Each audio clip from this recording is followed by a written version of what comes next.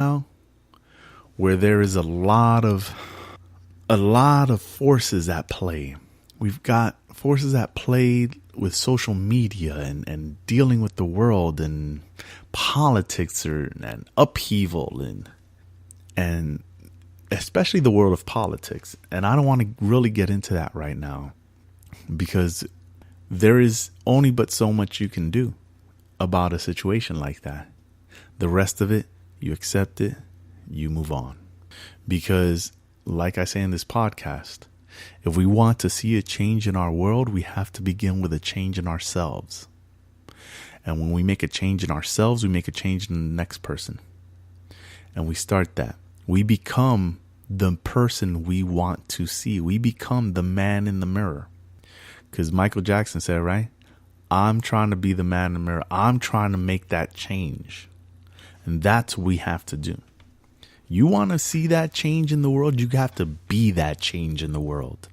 And I'm not saying you have to go out there and change the world. You have to start that change with yourself, inside the world that is in you. You make that change. You change your world inside you and reflect that outwards. So I'm kind of going on a tangent there. So we're going to come back, right, to the initial sentence. So we were at, so that you experience it with less dissatisfaction. And we kind of went over that. Experience things with less dissatisfaction because we know things are going to happen. Once we know things are going to happen, then we can experience them with less dissatisfaction. Everything in this world is impermanent.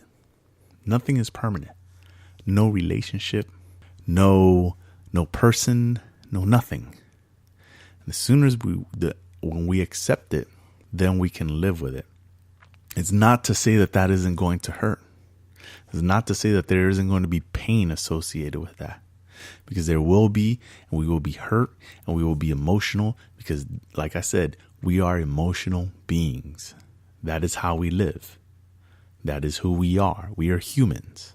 Accepting that life is impermanent and that, say, for example, a relative is going to pass away doesn't mean you numb yourself to it.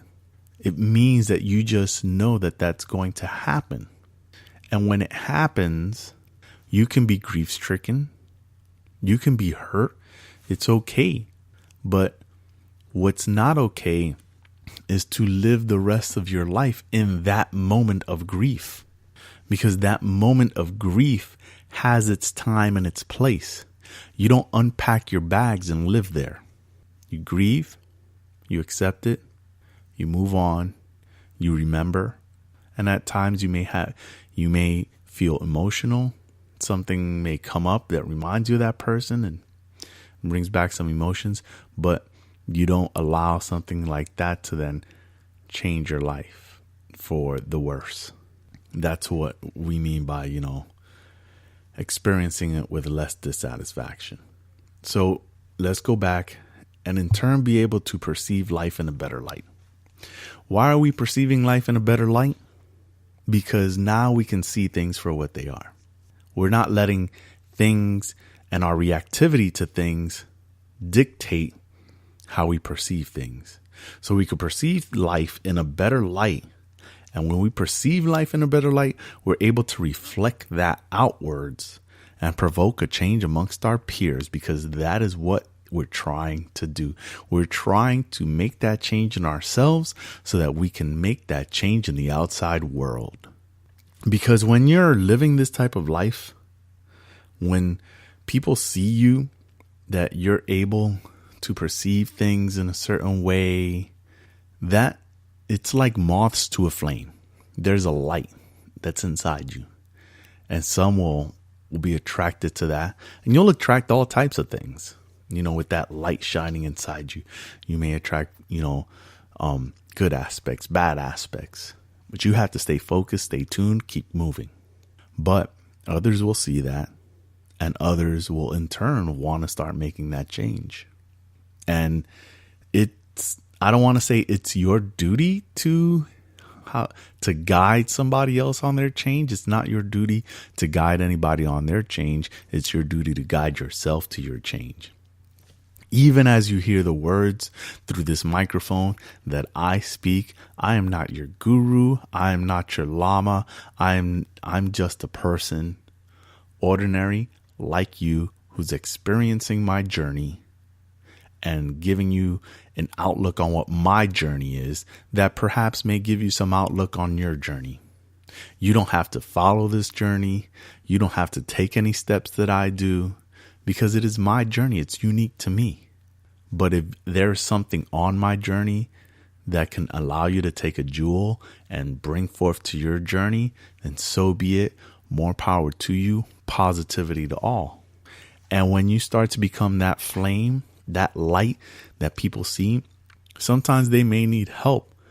A little, a little stoking of the flame in them. Sometimes their light may go down a little bit, and you can perceive that. And you stoke it a little bit. Help them get it up. I'm going to give you an example of that. So not too long ago, I was at the gas station filling up, and I noticed that my neighbor was in line there in her car, patiently waiting for a spot to open up. And this was early in the morning, first thing in the morning. So as a spot opened up, she came with her car to get into the spot open. In from the other lane came another car, kind of speeding through, a little more excessive than what they should have been in the gas station. Stops suddenly, honks their horns, starts screaming at my neighbor from the car window, then goes past my neighbor, starts screaming at them again, and then parks their car in the section where you fill up and vacuum. And my neighbor proceeds to park their vehicle where they can fill up. Now, I'm not super cool with that particular neighbor. We see each other, we say hi, but our interactions are kind of limited. But when my neighbor got out the car, I could see on their face the frustration building up. And so I just said to them, I was like, listen, hey, don't mind her. Do not mind that person right now. That person is just trying to frustrate you. And if you get frustrated, they win. Pay no mind to that. Let it roll off your back. Don't let it ruin your day. And I got in my car and I went about my day. But you see, you can see that flame starting to die down. They were having a good morning, and now it's somebody's kind of ruining it for them. And you could kind of stoke that flame of positivity back. And that's what we're talking about.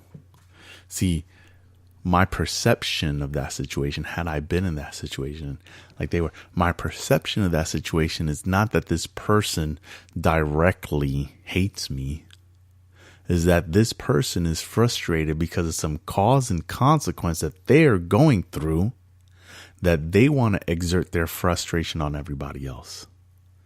It's not me directly. If it was anybody else, they would have exerted their frustration on them. So I'm not going to take it personally. I'm not going to sit there and be like, that's a personal attack on me. And because I was able to perceive that situation in a better light, I'm able to reflect that better light. I can go to work and not have that ruin my day. And because that's not ruining my day, and I'm staying on a positive side, on an enlightened side, on an awakened side, because I can see life for what it is. I can see life for what it is because that person is not directing it direct at me, because that person doesn't know me. That person is just frustrated because of some cause and consequence that is occurring in their life. And that allows me to not further, when I don't continue the reactivity to that, when I cut that reactivity off at the first arrow, then that allows me to not bring that frustration further. You know, they say pay it forward, right? Well, pay it forward works in negative too. When we talk about pay it forward, people think about, positive and hey, I did something for you, pay it forward. Pay it forward also works the other way. Somebody gets frustrated, they end up paying that frustration forward. And it forms a chain that keeps on going. This frustration keeps on going, it keeps on building, gets more powerful as it goes. Until it gets to one point where somebody is so frustrated as to the cause and consequences that has them there because they weren't able to change the reactivity to the first arrow that they felt. You cannot let that dictate how you perceive life. Okay? That is freedom. When you are liberated from letting situations and causes and consequences dictate how you perceive life. Because only you dictate when and how you think about a certain situation. And as long as you always remain in control about what you think and when you think it, then you will always be liberated. And with that, I'm signing off, because that, my friends, is a powerful message right there. So with that, I'm signing off. This was a great episode. Remember, everybody, stay tuned for the next episode, because we're going to get into some real juicy stuff. But always stay positive, stay focused, and make today count.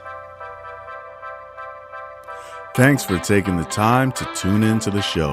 I hope you enjoyed listening. If you did, please leave a review or comment, as your positivity is greatly appreciated. Visit soliloquyradio.com under the Listen tab for links to the podcast via your preferred provider, along with links to the Facebook, Instagram, and YouTube channel. I'd like to thank Evening Land, Audionautics, and Vienne for providing music for this broadcast. I would also like to thank all the listeners for their support. And remember, stay focused, stay positive, and make today count.